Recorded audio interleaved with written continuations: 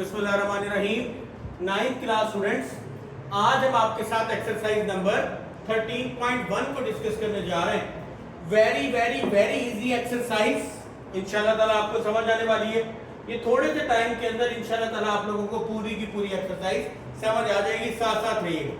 पहला क्वेश्चन है, वो कहते हैं अरशद रोल द डाइस, यानी डाइस जो है इसका मतलब है वो जो लूडो का दाना होता है, उसने एक जो डाइस था, लूडो का दाना था, उसको रोल किया विद साइड्स लेबल्ड। आमतौर पे अगर लूडो के दाने के देखें तो उसके जो नंबर होते हैं वो 1 2 3 4 5 6 होता है, लेकिन उसने जो डाइस रोल किया उसके ऊपर जो नंबर थे वो LMNOPU, यानी कि 6 जो डिजिट थे वो ये वाले थे, अल्फाबेटिकल थे, LMNOPU। यानी उसने एक लूडो का दाना रोल किया और उसके ऊपर ये 6 जो थे वो हर्फ पेस्ट थे। व्हाट इज द प्रोबेबिलिटी, यानी कि आपने क्या फाइंड करना है, प्रोबेबिलिटी फाइंड करनी है that the dice lands on consonant. अब यहां पर एक लफ्ज यूज हुआ कॉन्सोनेंट, आपको पता होना चाहिए कॉन्सोनेंट क्या होता है।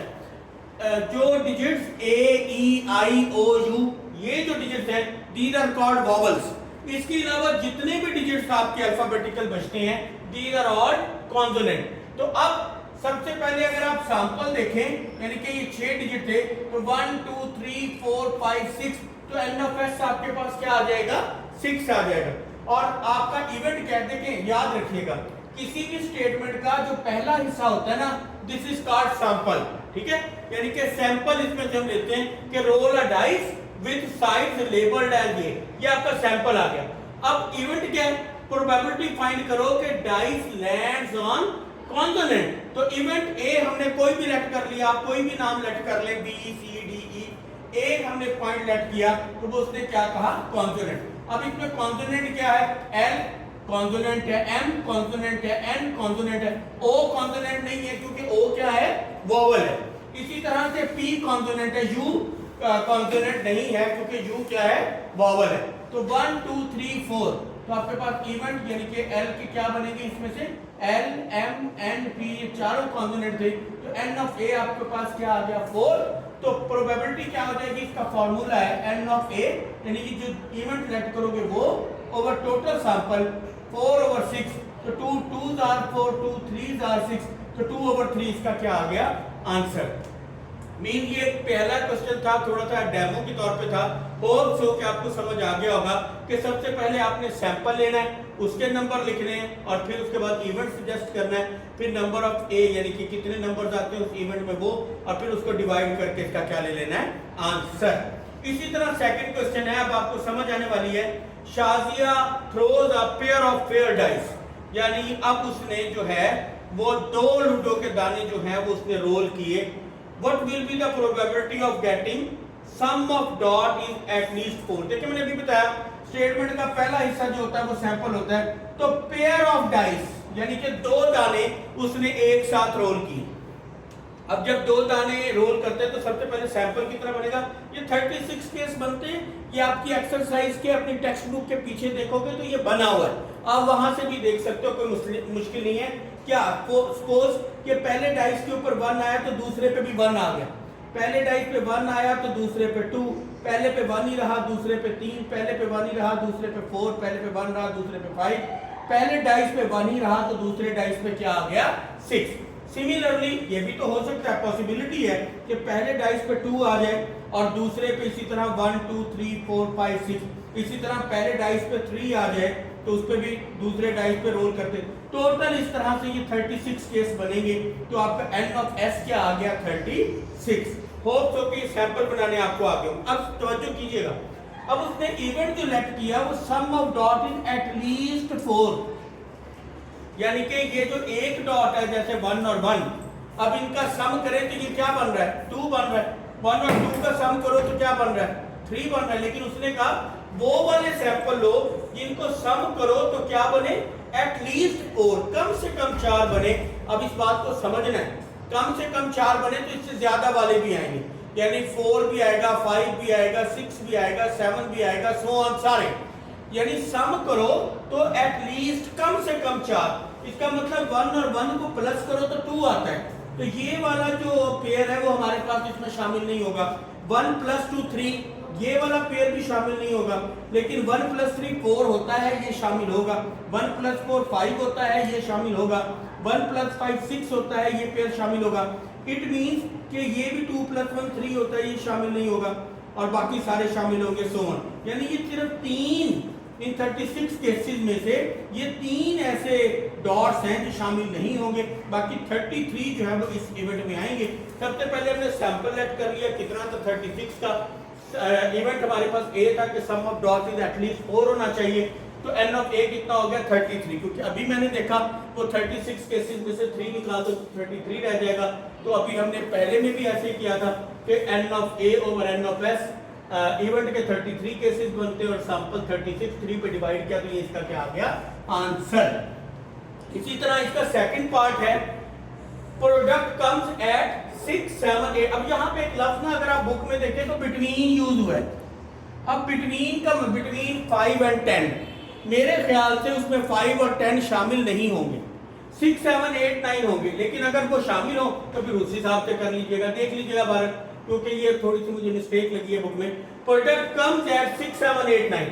अब ऐसे इन 36 केसेस में से वो केस लो, वो पॉइंट्स लो जिनको मल्टीप्लाई करो तो क्या बनेगा 6 7 8 9 बने। तो आप उन 36 केसेस को दोबारा देखिएगा तो 1 और 6 वाला एक पेयर है, 2 और 3 वाला पेयर है, 2 और 4 वाला पेयर है, 3 और 2 वाला पेयर है, 3 और 3 4 और 2 और 6 और 1। ये टोटल आपके पास जो है वो 7 पेयर्स बनेंगे। इनको मल्टीप्लाई करो तो आपके पास 6 7 8 या 9 बनेगा। तो आप इनको डिवाइड कर देंगे n of b over n of s, तो आपका क्या आ जाएगा आंसर। सिमिलरली थर्ड उसने कहा the difference between the dots is equal to 4। फिर वही 36 केसेस को देखें जो उनमें से कौन कौन से केसेस हैं जिनको सब्ट्रैक्ट करें तो वो क्या बने 4। तो 1 और 5, क्योंकि 5 में से 1 को सब्ट्रैक्ट करोगे तो क्या बन जाएगा 4 बन जाएगा। इसी तरह 2 और 6, 5 और 1, 6 और 2, तो ये टोटल कितने केस आ गए 4 केस आ गए। तो प्रोबेबिलिटी ऑफ c क्या हो जाएगा n of c over n of s, 4 over 36, 4 1 are 4, 4 9 are 36, ये इसका क्या हो जाएगा आंसर। और फोर्थ पार्ट है उसने कहा नंबर कम से कम 5 हो ऑन द फर्स्ट डाइस। अब ये देखिए कंडीशन दे रहा है कि 2 डाइस रोल किए थे ना, पहले डाइस पे कम से कम क्या होना चाहिए 5, यानी 5 भी हो सकता है 6 भी हो सकता है, लेकिन 1 2 3 वाले शामिल नहीं होंगे क्योंकि वो पहले डाइस में उसने कहा कम से कम 5 होना चाहिए।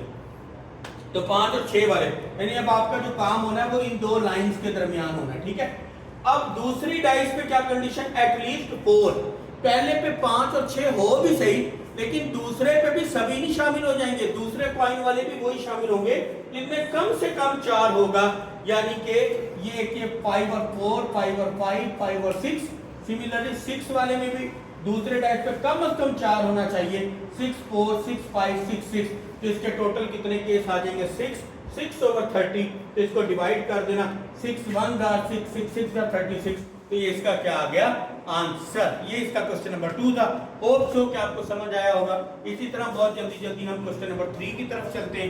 क्वेश्चन नंबर 3 में वो क्या कहता है, वो कहता है one alphabet is selected at random. एक अल्फाबेट जो है वो उसने सिलेक्ट कर दिया रैंडम। एक वर्ड है, वर्ड क्या है मैथमेटिक्स, MATHEMATICS, मैथमेटिक्स। अब इसमें से उसने एक कार्ड लेना है, एक कार्ड सिलेक्ट करना है। सबसे पहले इसको काउंट कर लो, 1 2 3 4 5 6 7 8 9 10 11। तो सैंपल कितना आपका बन गया 11। इवेंट क्या है, वो कह रहा है वॉवल अकर। अब इन 11 में से देखो कितने वॉवल्स हैं। अगर देखोगे ये ए है, ई है, आई है, इसी तरह से ये भी ए है, 4 वॉवल्स हैं। एन ऑफ ए कितना हो गया 4। तो प्रोबेबिलिटी क्या हो जाएगी N of A over N of S, तो 4 ओवर 11 इसका क्या आ जाएगा आंसर। बी इवेंट है कॉन्सोनेंट अकर। तो ज़रा इन 11 में से अगर 4 वॉवल है तो 7 क्या होंगे कॉन्सोनेंट होंगे। तो इसका भी N of B over N of S, तो 7 ओवर 11 इसका आंसर आ जाएगा। सी उसने कहा एंड ई। अब इसमें देखो ई कितने टाइम है, एक दफा है, तो एन ऑफ सी क्या हो जाएगा 1। सैंपल सबका एक ही रहेगा क्योंकि वैल्यू एक है ना, इसलिए जितने भी इसके पार्ट्स बन रहे हैं तो 1 ओवर 11 हो जाएगा। डी में वो कह रहे हैं एंड ए। अब मैथमेटिक्स में देखो ए कितने, ए 2 है, तो ये 2 हो जाएंगे N of D over N of S, तो 2 ओवर 11 इसका क्या आ जाएगा आंसर। ये आपका क्वेश्चन नंबर 3 था। बहुत जल्दी जल्दी हम कर रहे हैं ताकि आप लोगों को समझ आ जाए। इसी तरह से 5 वाला, अब ये समझिएगा बात, थोड़ी सी लेंथी बात है। उसने कहा नॉट एम, जब भी कोई भी इवेंट हो ना उसकी जो टोटल प्रोबेबिलिटी होती है वो 1 होती है, ठीक है। जब नॉट आ जाए ना तो हमने सबसे पहले इसका इनवर्स उलट ले लेना होता है, ई डैश हम लेट कर लेते हैं। उसने कहा नॉट एम अकर, हमने उसके उलट चला गया डैश लाके कि एम अकर, एम ही आए। तो एम आने की प्रोबेबिलिटी क्या है वो हमने अभी देखे, 2 टाइम एम है तो वो 2 है, तो प्रोबेबिलिटी ऑफ ई कंप्लीमेंट 2/11। अब अगर हमने इसका ई फाइंड करना है तो 1 में से टोटल प्रोबेबिलिटी को माइनस कर देते हैं, इसका एलसीएम ले लें तो 9/11 इसका क्या आ जाएगा आंसर। एफ में भी इसी तरह नॉट टी है, सबसे पहले इसके इनवर्स पे जाओ, डैश लगा दो कि उसने कहा टी ना आए, हमने कहा टी अगर टी ही आए। अब इसमें देखा टी आने के चांसेस 2 थे तो इसका भी क्या हो जाएगा प्रोबेबिलिटी 2/11। 1 में से इसको सब्ट्रैक्ट करो तो 9/11 इसका क्या आ जाएगा आंसर। ये आपका क्वेश्चन नंबर 3 खत्म हो गया। अब हम इंशाल्लाह ताला क्वेश्चन नंबर 4 की तरफ जाते हैं। होप से यहां तक आप लोगों को समझ आ गया होगा। क्वेश्चन नंबर 4 है, वो कहता है असलम रोल अ डाइस, फिर उसने लूडो का एक दाना जो है वो क्या किया, रोल किया। उसने कहा प्रोबेबिलिटी फाइंड करो ऑफ गेटिंग द नंबर 3 और 4, यानी कि अगर एक दाना रोल किया तो उसके ऊपर 3 और 4 आने की प्रोबेबिलिटी फाइंड करो। और फिर उसने आगे एक और भी बात की, also find probability of not getting 3 और 4, और 3 और 4 ना आने की प्रोबेबिलिटी भी फाइंड करो। तो सबसे पहले हमने सैंपल बना लिया एक लूडो के 6 जाने 1 2 3 4 5 6 आउटकम है, तो सैंपल क्या बन गया, N of S is equal to 6। अब इवेंट ए क्या है, 3 और 4 अकर, उन 6 में से 3 आने का भी एक ही चांस है, 4 आने का भी एक ही चांस है, तो एन ऑफ ए कितना हो गया 2, तो प्रोबेबिलिटी क्या हो जाएगी N of A over N of S. तो एन ऑफ ए कितना है 2 और टोटल सैंपल कितना 6 है तो 6, 2 1 आर 2 2 3 आर 6, ये आपकी प्रोबेबिलिटी आ गई कि 3 और 4 अकर। अगर वो कहे आल्सो फाइंड नॉट गेटिंग 3 और 4, तो जब हमने इनवर्स पे जाना है, उलट पे जाना है, तो 1 में से टोटल प्रोबेबिलिटी को माइनस कर देना है, 1 माइनस ये जो आया 1/3। अब आप इसका एलसीएम ले लें, 3 एलसीएम आ जाएगा, 3 1 आर 3, आपको समझ होगी बात की। तो 3 में से बन गया 2/3, इसका क्या आ गया आंसर। ये आपका क्वेश्चन नंबर 4 था। क्वेश्चन नंबर 5 में वो ये कहता है Abdul Hadi labelled a card from 1 to 30, यानी उसने एक कार्ड है, ठीक है, उसको एक बॉक्स में डाल दिया और उस कार्ड के ऊपर नंबर लिखे हुए थे 1 से 30 तक, ठीक है। उसने सिलेक्ट किया एक कार्ड को एट रैंडम और बगैर आंखें बंद करके उसने एक कार्ड को निकाल दिया। प्रोबेबिलिटी फाइंड करो कि नंबर 25 आए, तो एन ऑफ एस कितना 30, क्योंकि 30 कार्ड है। नंबर 25 अकर, तो 25 आने के चांस कितने, 1 है, तो N of A over N of S, event के आने के चांसेस 1 है और टोटल 30, यानी हर 30 में से एक कार्ड जो है वो 25 नंबर का होगा। अब वो बी कहता है नंबर बिटवीन 7 and 22, यहां पर भी वही बात है, 17 के बाद 18 19 20 21 22 लाइक दैट। 17 से 22 तक 6 केस बनते हैं, तो 6/30, तो ये 1/5 इसका क्या आ जाएगा आंसर। और इसका सी पार्ट था एटलीस्ट 20, कम से कम 20 हो। अब 20 से बड़े भी इसमें शामिल होंगे 30 कार्ड में, 20 21 22 23 24 25 26 27 28 29 30, तो ये टोटल आपके पास कितने 11 केस बन जाएंगे, तो 11/30 इसका, यानी N of C over N of S 11/30 इसका क्या आ जाएगा आंसर। अब वो कह रहा है कि 27 और 29 ना हो, डी इवेंट में वो कह रहा है नंबर नॉट 27 आने का भी एक ही चांस था और 29 आने का भी एक ही चांस था, तो इसके टोटल बाकी कितने रह गए अक्कर जो आए वो 28 केस हैं, तो 28/30 हो जाएगा, 2 पे डिवाइड कर दिया तो आंसर।